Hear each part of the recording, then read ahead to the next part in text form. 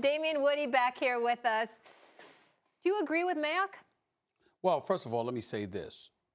Derek Carr going on television, speaking of Golick and Wingo, that was him talking about Max.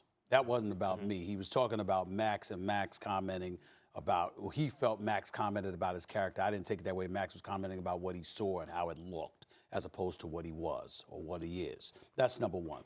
Number two, I had a problem with what Derek Carr had to say because Derek Carr brought up his kids, and that really pissed me off. And the reason why that pissed me off is because it gives the impression that, you know what, we're thinking about your kids when we're commenting about what you do in public as a professional athlete, and that we would take the time to try to excoriate and belittle you or whatever the case may be, knowing your kids are watching and we don't care. That's just, nobody's that Stevie cool. A loves the kids. Stevie We A all love know the that. kids, you know what I'm saying? And you know what? And by the way, he ain't the only one with kids. I have them. Max, you guys do as well. So just stop that nonsense.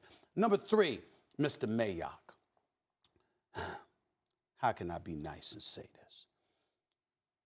Mr. Mayock has done an outstanding job as an NFL analyst on television. His credentials are not to be questioned in terms of his knowledge about the game of football and the analysis that he gave on television. But for him to have a comment about this particular situation, I understand pretty much the premise was applauding Derek Carr and the feistiness and the fight in him. I got it. I'm not taking it personal. I just don't give a damn about what Mayock has to say about this particular issue, Mr. Privileged himself. And I'm going to say it because, Mr. Mayock, you have no experience whatsoever as an NFL executive. So when you talk about what an NFL executive likes, I would appreciate it if you would inform us that you are of that opinion because of your years of exceptional reporting, as opposed to you being a qualified executive when we all know you are not, because you have never done the job. You have the job because you're friends with John Gruden. I wish we all could be that privileged. We're not lucky enough to do that or to be in that position. So when you sit up there and talk about media members, shoot from the hip, not really knowing, what are we supposed to know? Even if we sat up there and you know this to be true as a football player, we as reporters could come to you and know every damn thing we're talking about. You ain't gonna dime out your teammates. You ain't gonna dime out your coach. You ain't gonna dime out executives on your squad. You ain't gonna tell us. A matter of fact, you're gonna challenge us because we're not inside that locker room and we're not in that film room anyway. So bottom line is, as a reporter, which Mr. Mayock knows, our job is to talk to, report, and chronicle the things that we hear and what we see. Derek Carr needs to educate himself about what the role of a media member is as well. It's not our job to be experts on the actual sport in terms of what you're doing inside of that film room and what we're seeing. It's our job to listen to you, make sure we chronicle what you say, what you define as success and what you define as failure, and then chronicle that along the way. That is our responsibility as media members. If we knew what you knew, we would be doing what you do.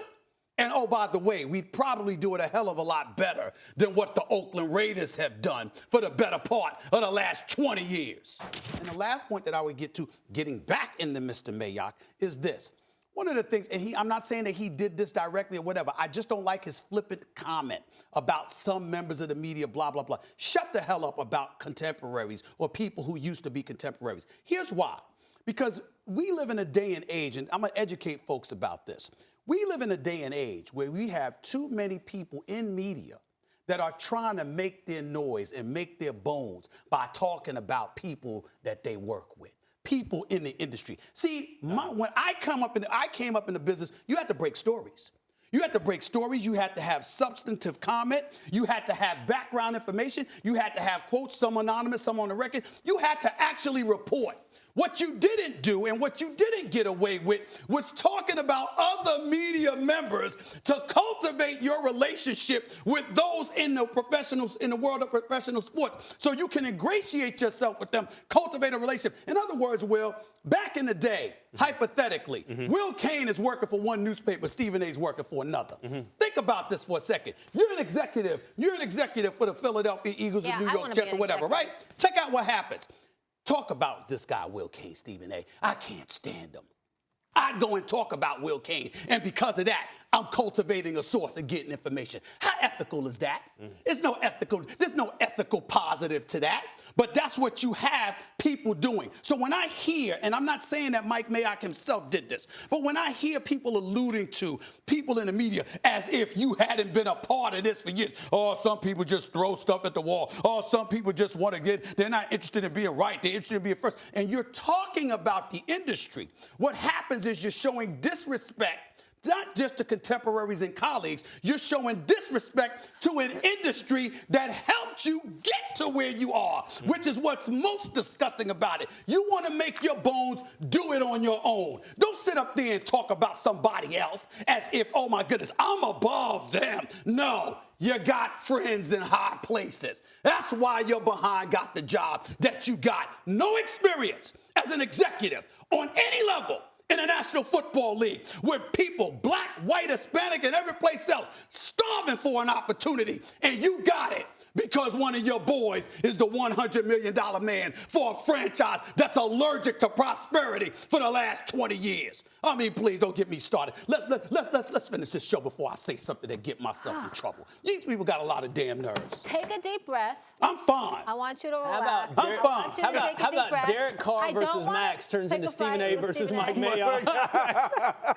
We can have that discussion because what he did in football, I've done in basketball. Now, I hear you on But he got a job. He got an executive job. I'm sorry, based on what Mike Mayock's credentials are, how come I can't be president of basketball operations for the Knicks or the Lakers? Magic Johnson, Steve Mills, how about y'all take a break and let me take over the basketball franchise? Since Mike Mayock can get a job as an executive, how come I can't?